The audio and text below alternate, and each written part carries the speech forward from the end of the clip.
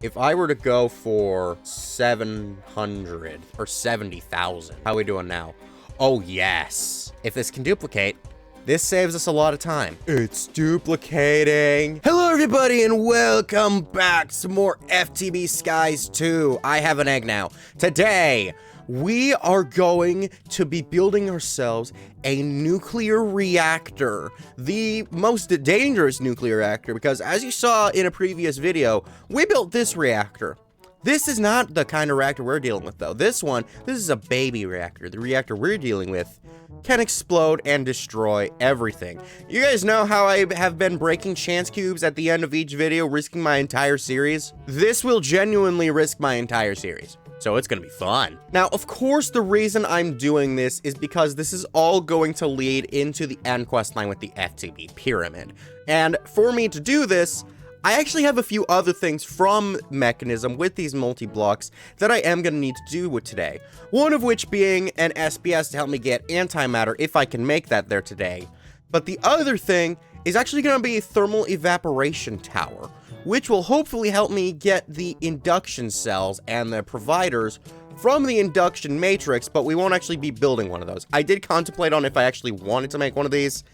It really isn't important to the series, and I am trying to wrap this whole thing up. So we'll start with the thermal evaporation plants. We will start by turning it into daytime.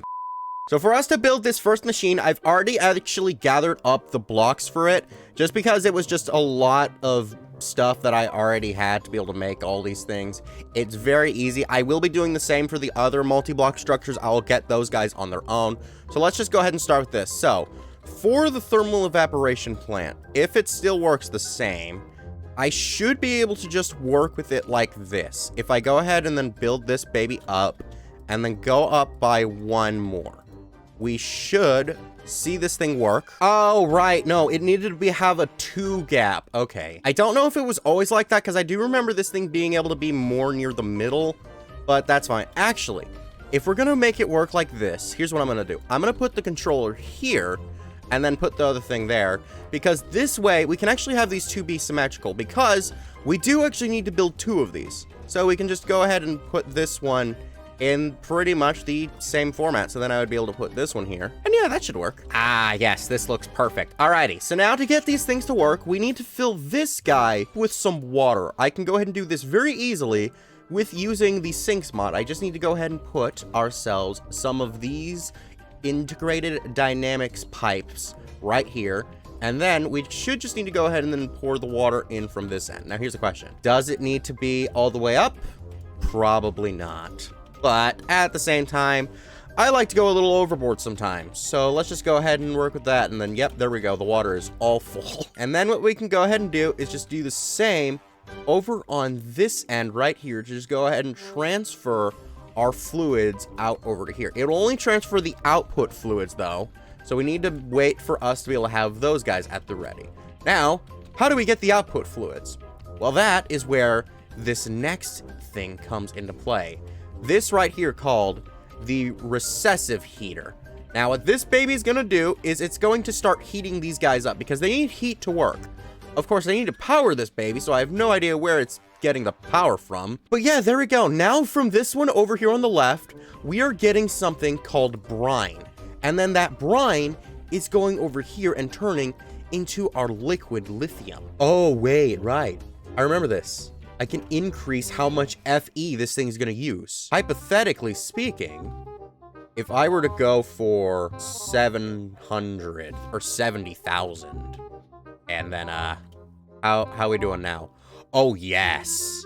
Oh, yes. Okay, wait. It is more than this thing can handle. These things won't explode. It's just highly inefficient to do it like that. You know what? It's fine. It's fine. Who needs efficiency when we've got everything in the way we want them to be? Oh, my goodness. There we go. So now we've gotten this. So now what we can go ahead and do is we can take this rotary condensator, slap that thing right here, and then I want the side configuration.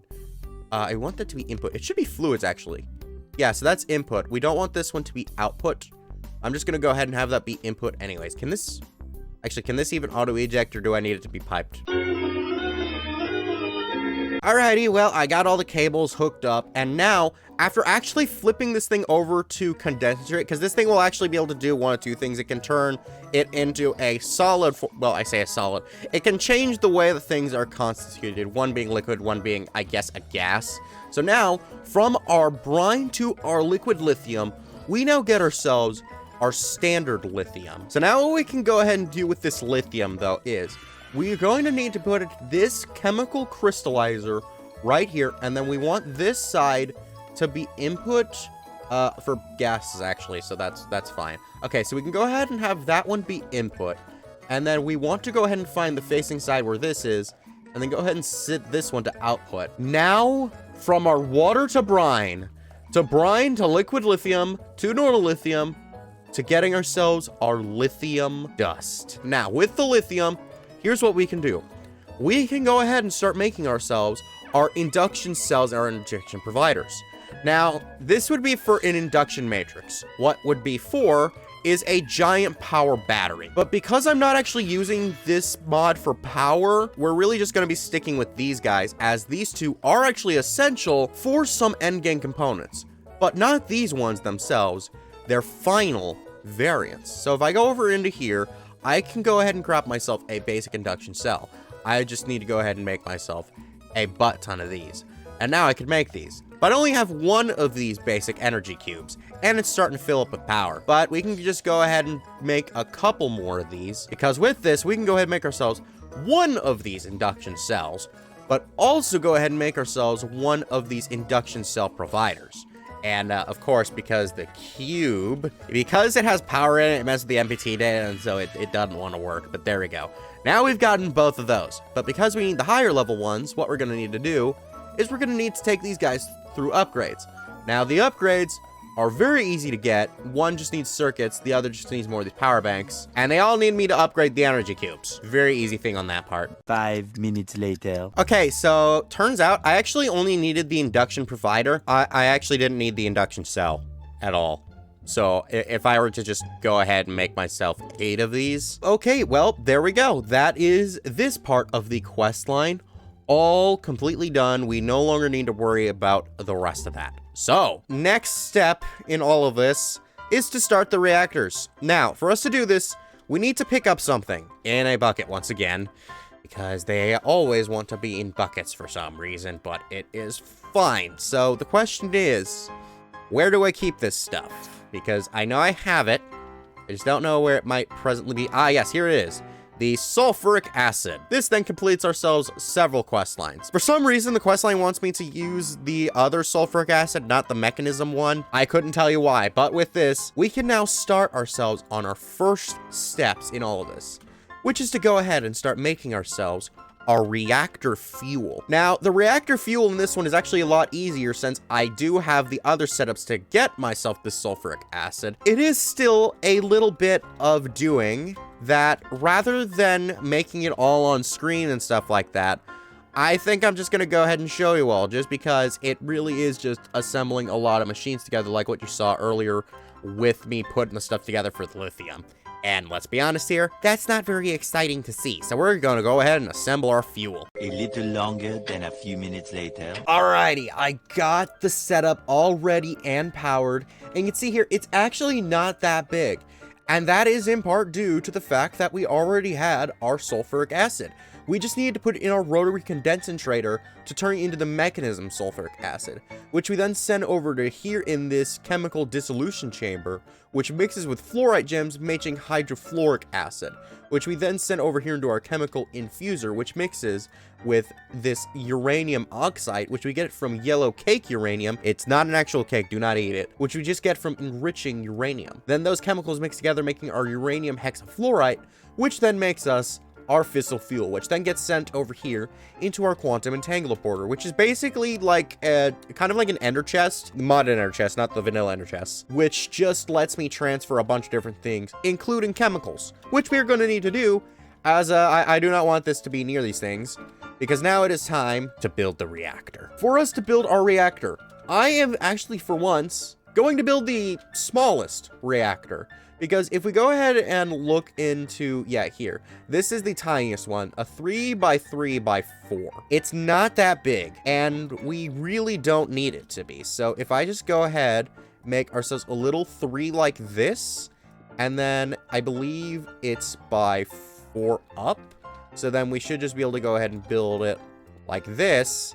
Yeah, that should be what we can go ahead and work with. So yeah, there we go. This is the smallest type of reactor that we can get, at least in casings.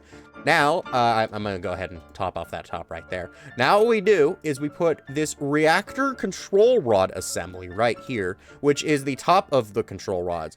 And then we put these fission fuel assemblies right here. Then we just need to go ahead and then put in a bunch of our ports. I will go ahead and customize those in a second. Then I can go ahead and put our reactor glass right here just to make that look good.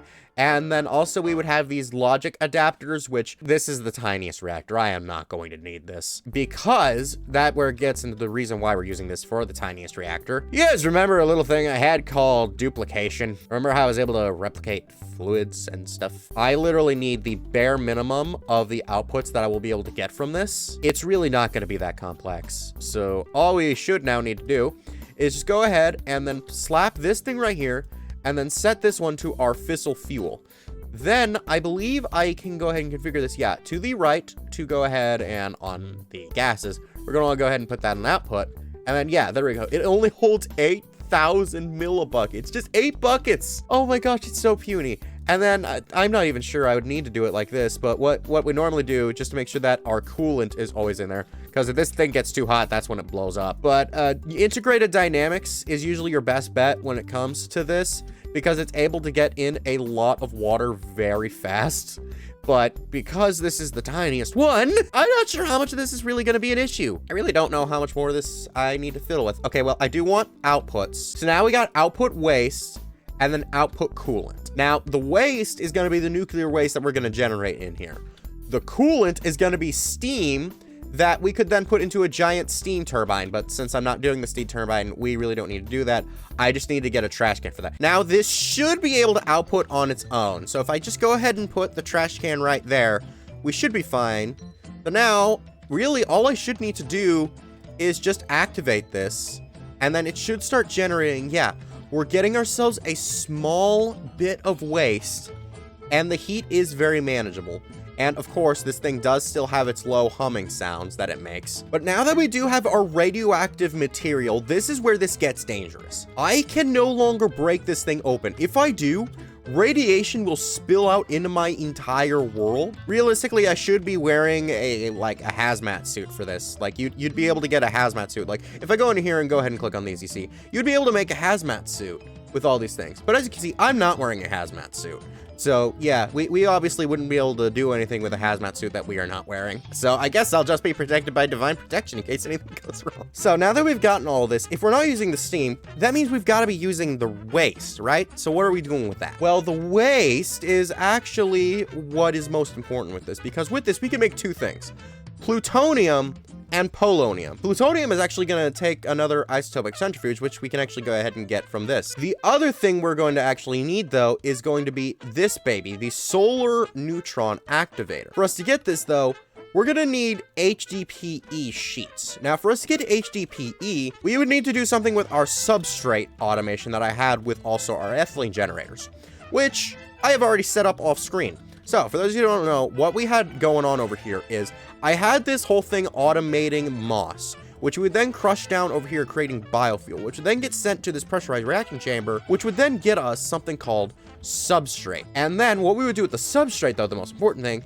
is we would take this up here and then mix with oxygen and liquid ethylene, which I am getting by pouring some of the ethylene into a condensator. We then get ourselves some HDPE pellets, which also go ahead and gives me that quest line. We then also get ourselves a bunch of these HDPE sheets by having those be enriched. We really shouldn't need to worry about any more of this, honestly. I do actually want a few more of these, so if this quest line could give me some more, that'd be great. No, it doesn't. Okay. The reason why I want more of this, though, is because this also will help me get something else for this mod in a little bit, which I guess I can go ahead and use this to demonstrate, since otherwise this would be a bit more complicated. So what we're gonna need is I believe it's actually normal lithium. It's either regular lithium or it's liquid lithium. Okay, it's normal lithium, but as you can see, it's not doing anything. That is because the solar neutron activator is powered by the sun. Now, there is a way that you can automate the daytime, which I did cover in a video in All the Mods 9, but the basics of it would be I would need to have Ars Nouveau and modular routers and a way to autocraft. The reason why I'm not doing this now, though, is because for the Ars Nouveau, I need dandelions or sunflowers being auto-farmed, and I don't have a way to automate those guys yet. And for those of you wondering what this thing is actually going to make, we will go over it later, but it's just making something called tritium. So then, now that we got these guys ready, though, all we truly need to do now is just get started with these. So what I can go ahead and do is just go ahead and put a fluid output on these guys, both respectively. And then we can just go ahead and connect the cable like this. So let us go ahead and then put import all fluids. I probably don't need to turn that one up because this isn't a fluid. This is a gas.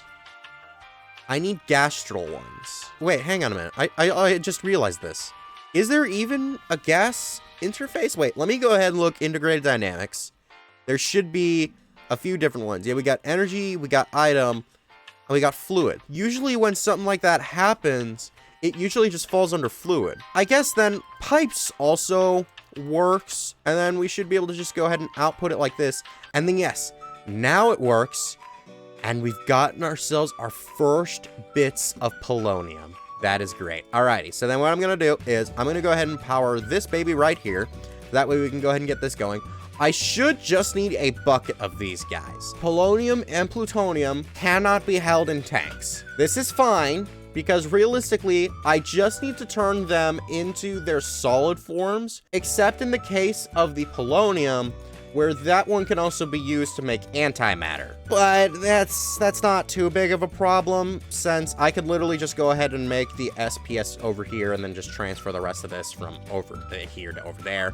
So it's really not that big of a problem. Now that we've gotten these guys, the last thing that we need for both of them is just some crushed fluorite. Now, fluorite, I might actually have already in the crushed form.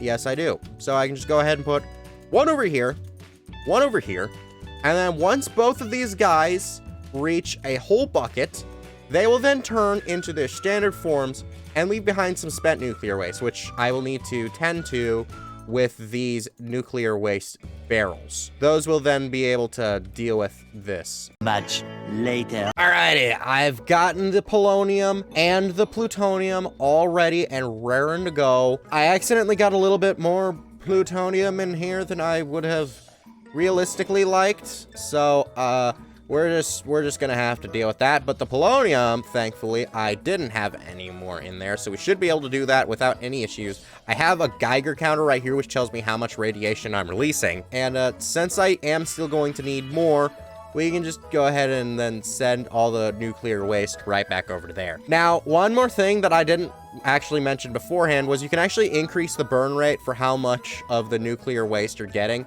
Right now, the most I can get is 1 millibucket a tick, but by default, it gives you 0.1 millibucket a tick. So now that I've gotten myself plutonium and polonium, the only thing left we need to do with these boys is very simple. We need to go ahead, duplicate a buttload of these guys, so that way we can go ahead and start getting ourselves our SPS casings and our SPS ports. And then we're also going to need a supercharged coil, so that way we can go ahead and make ourselves a new SPS machine. That way we can go ahead and start making ourselves our antimatter. I'm going to go ahead, get everything for this taken care of to get that made. And then I'm going to go ahead and build it. I'll show you all what it's going to do. And then we're going to get ourselves some antimatter. Eventually. Alrighty, I should have everything to be able to start making this thing. So all we need to do is we're going to want this to be relatively close to this. So that way we don't have to do too much piping. But all we need to do is just build this baby like this. 1, 2, 3, 4, 5. If I remember correctly, that should be right. So we just need to go out like this. Then consider this 1, 2, 3, 4, 5, 4, 5, 4, 5. And then just do the same along each of those. And this cannot be right. Yes, no, I am stupid because I forgot to calculate that it would count for both sides. So this is still technically 5 along that area. And then all we need to do after that is just encase this baby with our SPS casings. No corner can be this structural glass that we have created here. So there we go. Now that's all ready and ready to go. But we can just go ahead and do the same thing as we did for this on all sides. And I believe I just broke my structural glass. So then once we go ahead and do the same on all 4 sides, it should end up looking like a big sphere like this. And once again, making sure that there are no exposed corners when it comes to this. I had to break a few of the ones down below though, because there are a few of these that are going to need to be these SPS ports. So not all of them will be full with this structural glass. On one of these on the inside, I am going to want to go ahead and then put this supercharge coil. That thing is going to be important for later once we actually start using this. So once we go ahead and put this last block down, there we go. Our supercritical phase shifter, the SPS, is now completed. So now what we go ahead and do is I can just go ahead and change, I can change this one to output. So we can just go ahead and then pump this baby full of power. And now we just need to pump it full of plutonium, or not plutonium, polonium, which we should actually have enough of now. With proper stuff in here this time, we can go ahead, connect this, and there it is. Oh my gosh, that is awesome. It's like a whole freaking thing. What was it called? A plasma globe. And there, right inside, we have ourselves our antimatter. Now, what we would normally do with this is we would put this inside of a chemical crystallizer, but we don't have enough antimatter. If this can duplicate, this saves us a lot of time. If this cannot duplicate, I'm gonna need a Finnick. It's duplicating. It's duplicating. Oh my goodness. I love cheating so much. Okay, so now what we can go ahead and do is we can just go ahead and line all of these suckers up. And then we're just going to want to go ahead and get them all transferred into a single point. Alrighty, and after a butt ton of finicking with the stuff by just making it go into the different tanks and then progressively duplicating more and more, we now have ourselves a whole lot of this antimatter. So now, if I just go ahead and put this in here, hopefully in time, be able to get ourselves a full-fleshed antimatter pellet. Oh my goodness, it is beautiful. So now, I don't believe I can turn this back and forth, right? That's not what we need this baby for. No. What we need this for is 2 things. Well, actually, technically we could do 3, but I'm not doing this because, gosh, that would suck. 1 is for the mechanized supercomputer, which we can get with this antimatter. The second is actually this thing, the submissive QIO thing. So, you know what? With the creation and cheesing of our antimatter, I'm gonna say I'll save the rest of that for off-screen stuff. So for right now, the only thing left for me to do today is open up today's chance cube. Yes, it is that part of the show where I open a chance cube, risking my entire series for all your entertainment, and also any potential good items I have as I'm opening this next to a lava pit from last video. Let's go ahead and... I've gotten this one before. I've got a trampoline now. Whee! So did you like this video? Good. Then be sure to check out our last FTB Skies 2 video where we got the second layer of our FTB pyramid. Bye-bye!